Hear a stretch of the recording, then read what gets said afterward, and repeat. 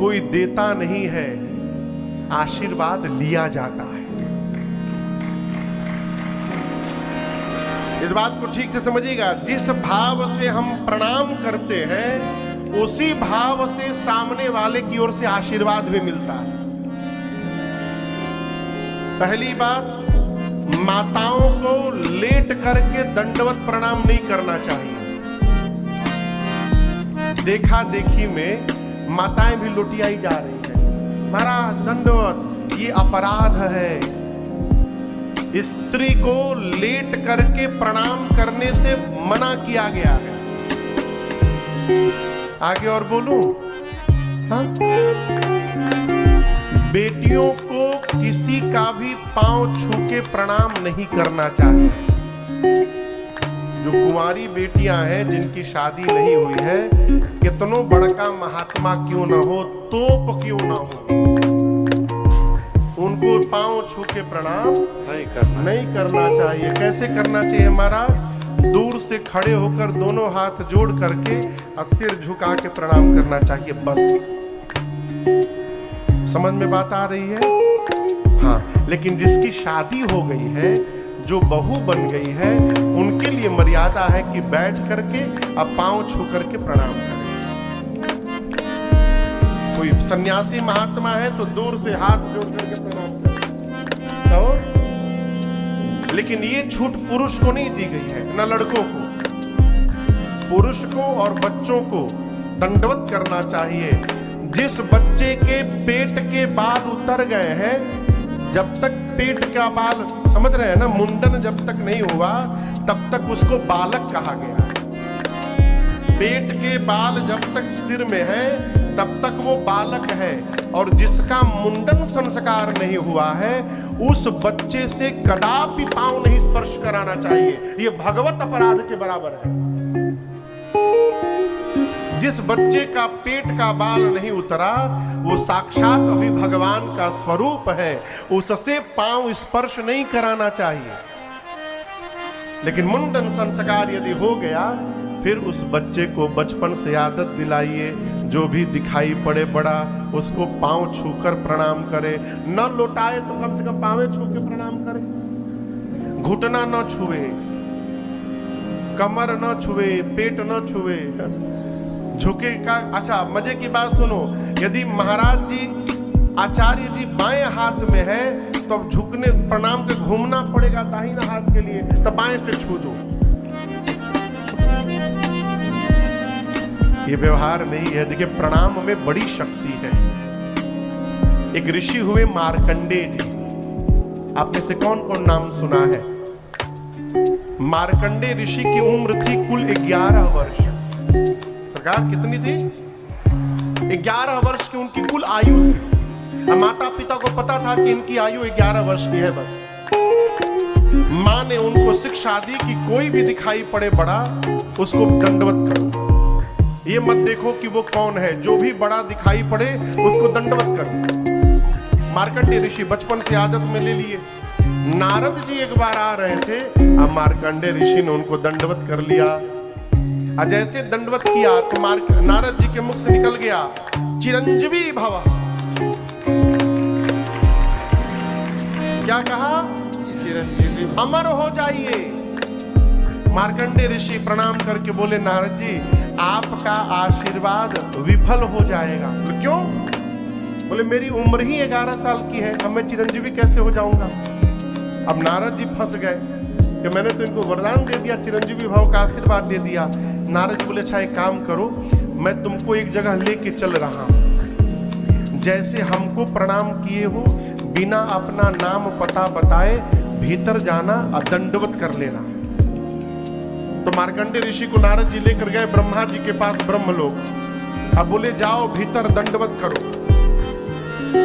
मार्कंडेय ऋषि जाकर जैसे ब्रह्मा जी को दंडवत किए तो ब्रह्मा जी के भी मुख से निकल गया, चिरंजीवी भव।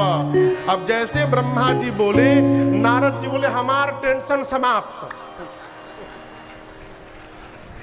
अब आप समझिए ब्रह्मा जी बोले क्यों? बोले आप जिसको चिरंजीवी का आशीर्वाद दिए हैं, इनकी उम्र ही 11 साल की है। अब मैं तो निश्चिंत हो गया, आप फंसे हैं। ब्रह्मा जी तुरंत रजिस्टर निकाले और मार्कंडे जी का 11 साल का उम्र काट करके और उनको चिरंजीवी बना दिए।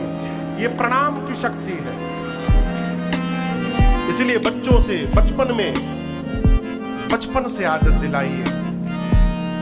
सीताराम सीताराम सीताराम कहिए, जाहि विधि राखे राम, ताहि विधि रहिए।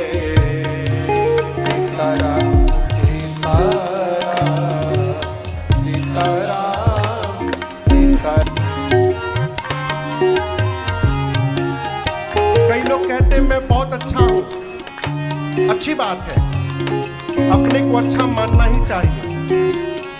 मैं अच्छा हूं ठीक है, लेकिन मैं ही अच्छा हूं ये बहुत गलत है।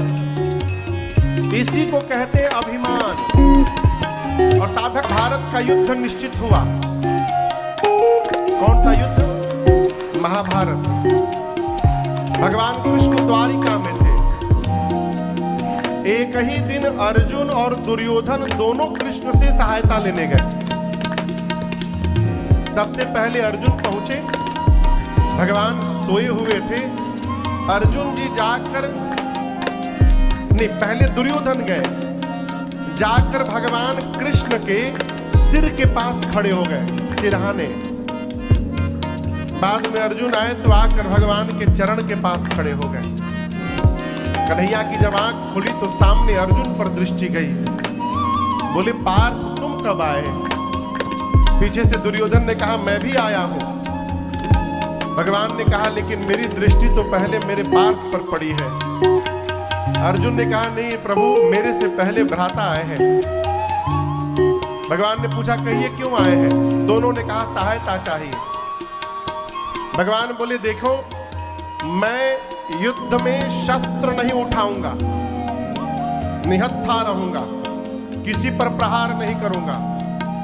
एक और मैं हूं और एक तरफ मेरी अक्षुण सेना है। दोनों में से किसको क्या चाहिए बताओ?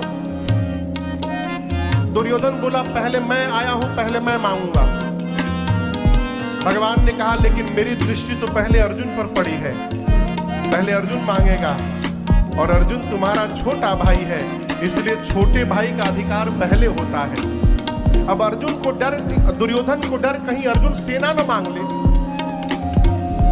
अर्जुन ने कहा प्रभु मुझे आप चाहिए। भगवान बोले मैं युद्ध लड़ूंगा नहीं। अर्जुन बोले उसके बाद भी मुझे आप चाहिए। दुर्योधन तो मन ही मन प्रसन्न हो गया। नाटक करके, चेहरा उदास करके बोला अब क्या बताऊं, छोटे भाई की बात है, मैं इसका मन तोड़ भी नहीं सकता हूं। कोई बात नहीं, यदि आप अर्जुन के साथ रहेंगे तो अपनी सेना आप मुझे दे दीजिएगा। अब दुर्योधन को लगा कि इनकी सेना यदि आगे तो मुझे कौन हराएगा। दुर्योधन चला गया बलदाऊ के पास। भगवान ने पूछा अर्जुन से तुमको पता है कि मैं शस्त्र नहीं उठाऊंगा, फिर मेरी भूमिका क्या होगी, क्यों मांगे मुझे? अर्जुन ने कहा प्रभु मैं चाहता हूं जिस रथ पर मैं बैठकर लड़ूं उस रथ की डोर आपके हाथ में हो प्रभु। क्यों? आप जिसकी डोर पकड़ लेंगे उसका पराजय किसी युग में नहीं हो सकता है, वो हमेशा विजयी ही विजयी होगा। इस साधन ये कथा कहती है जिंदगी की डोर सौंप हाथ दीनानाथ के, जिंदगी की डोर सौंप हाथ दीनानाथ के, महलों में राखे चाहे झोपड़ी में बास दे, झोपड़ी में बास। आप भी काम करिए। धन्यवाद निर्विवाद राम राम कहिए, धन्यवाद निर्विवाद राम राम कहिए। चाहे दूजी आशा छोड़ दे, आशा एक राम जी से दूजी आशा छोड़ दे, नाता एक राम जी से तोड़ दे। साधु संग राम रंग, अंग अंग रंग